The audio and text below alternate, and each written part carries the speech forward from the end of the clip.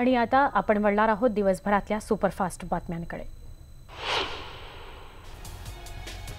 मराठी साहित्य संमेलनाच्या उद्घाटन सोहळ्यावरून सुरू असलेल्या वादावर मनसे अध्यक्ष राज ठाकरे यांनी आपली भूमिका स्पष्ट केली आहे। नयनतारा सहगल यांच्यासारख्या ज्येष्ठ लेखिका जर संमेलनात येणार असतील आणि त्यांच्या समोर जर मराठी साहित्याची समृद्ध परंपरा खुली होणार असेल आणि त्या जर ही परंपरा जगासमोर नेण्याच्या प्रक्रियेत एक वाहक असतील तर मला अथवा माझ्या पक्षाला आक्षेप असायचं कारणच नाही, असं राज ठाकरे यांनी स्पष्ट केलं।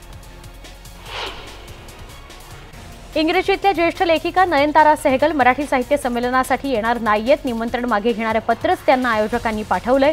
सहगल या अमराठी आहेत आणि त्यांना का बोलावलं यावरून काही जणांकडून वाद निर्माण करण्याचा प्रयत्न झाला होता, त्यामुळे हे पाऊल उचलण्यात आलं।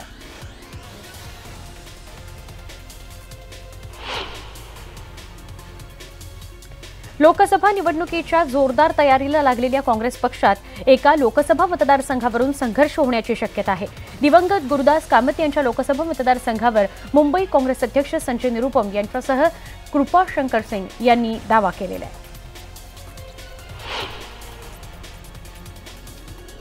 जळगाव लोकसभा मतदारसंघामध्ये राष्ट्रवादी काँग्रेसतर्फे उमेदवारीसाठी राज्याचे विशेष सरकारी वकील ॲडव्होकेट उज्ज्वल निकम यांच्या नावावर चर्चा सुरू आहे। मात्र यावर उज्ज्वल निकम यांनी आपलं मत स्पष्ट केलंय। राष्ट्रवादी काँग्रेस पक्षानं मला लोकसभेसाठी तिकिटाची ऑफर दिली, परंतु माझा कुठल्याही राजकीय पक्षाशी संबंध नाही। सध्या मी माझ्या खटल्याच्या कामात व्यस्त आहे, त्यामुळे मी अजून या संदर्भात विचार केलेला नाही, असं निकम म्हणाले।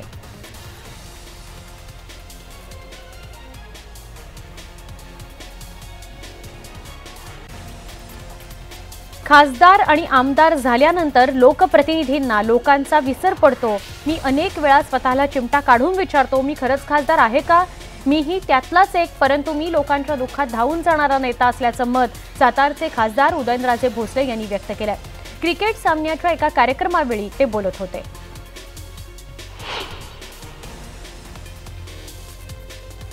जोपर्यंत धनगर समाजाला आरक्षण मिळत नाही तोपर्यंत मंत्रालयाच्या दालनामध्येही प्रवेश करणार नाही, असं पंकजा मुंडे म्हणाल्या।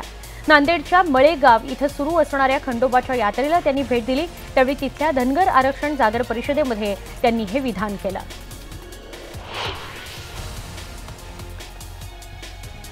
भाजप अध्यक्ष अमित शहा आज नांदेड इथं गुरुद्वारा दर्शनासाठी येणार आहेत। शहा हे भाजप कार्यकर्ता मेळाव्यासाठी लातूरला आले होते।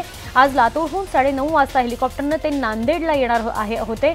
10:30 ते 11च्या दरम्यान अमित शहा सचखंड गुरुद्वाराचं दर्शन घेणार होते। मात्र हा पुढचा जो दौरा आहे अमित शहा यांचा तो रद्द करण्यात आला आणि ते थेट दिल्लीला रवाना झाले। नितीन गडकरींना उपपंतप्रधान करा, पक्षाचं नेतृत्व शिवराज सिंग चौहान यांना द्या, असा सल्ला भाजप नेते संघप्रिय गौतम यांनी दिलाय। त्याचबरोबर पक्षाचे सध्याचे राष्ट्रीय अध्यक्ष अमित शहा यांनी राज्यसभेवरच फोकस करावा असं सांगितलं आहे। उत्तर प्रदेशचे विद्यमान मुख्यमंत्री योगी आदित्यनाथ यांना धार्मिक कार्याला पाठवलं पाहिजे, असंही त्यांनी माध्यमांना दिलेल्या निवेदनात म्हटलं आहे। भाजपचे राष्ट्रीय अध्यक्ष अमित शहा आणि मुख्यमंत्री देवेंद्र फडणवीस यांनी लातूरमधल्या संकल्प मेळाव्यात बोलताना कार्यकर्त्यांना निवडणुकीला तयार राहण्याचे आदेश दिलेत, तर स्वतंत्र लढण्याची तयारी ठेवा असं आवाहनही मुख्यमंत्र्यांनी भाजप कार्यकर्त्यांना केलं। महाराष्ट्रातल्या लोकसभेच्या 48 पैकी 40 जागा जिंकण्याचा निर्धार यावेळी मुख्यमंत्र्यांनी बोलून दाखवला। लातूरमध्ये भाजपच्या 4 जिल्ह्यांमधून आलेल्या 4,500 कार्यकर्त्यांच्या उपस्थितीत विजय संकल्प मेळावा पार पडला, त्यावेळी ते बोलत होते। युतीला तीव्र विरोध करणाऱ्या नारायण राणे यांना भाजपनं जाहीरनामा समितीत स्थान दिलंय। दिल्लीत झालेल्या बैठकीत हा निर्णय घेण्यात आलाय। शिवसेनेशी युती केल्यास मी भाजपची साथ सोडेन, असा इशारा नारायण राणेंनी दिला होता।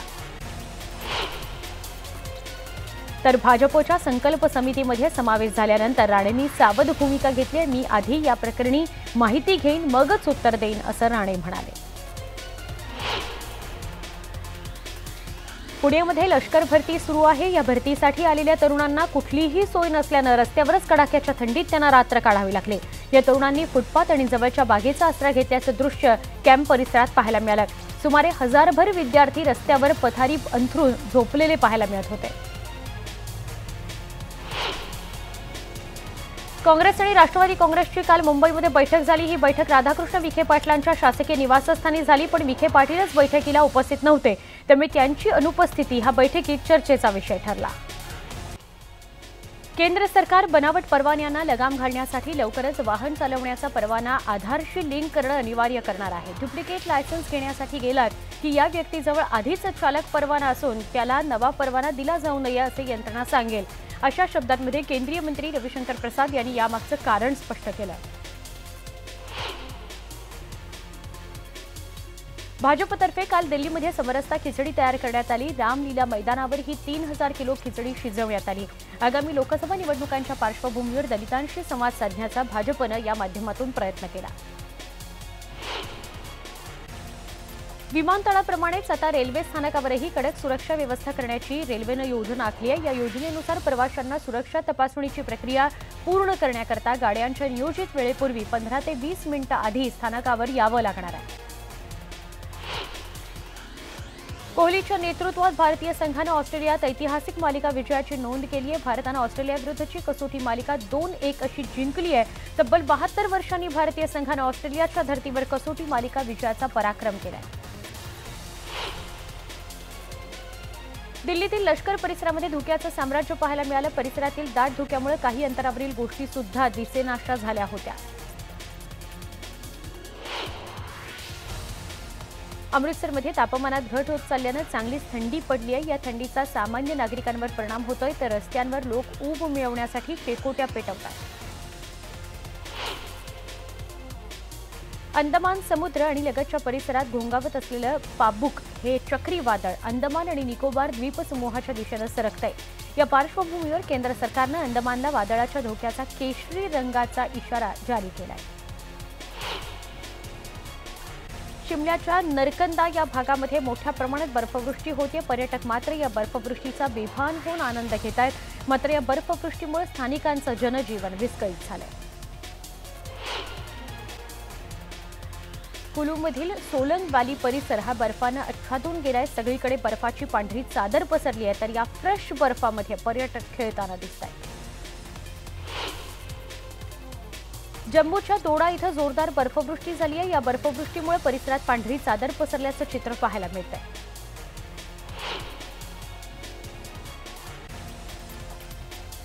शिमल्यामध्ये ड्रग अवेअरनेस आणि स्त्रीभ्रूण हत्येच्या जनजागृती करता रॅलीचं आयोजन करण्यात आलं होतं। यामध्ये अनेकांनी सहभाग नोंदवला।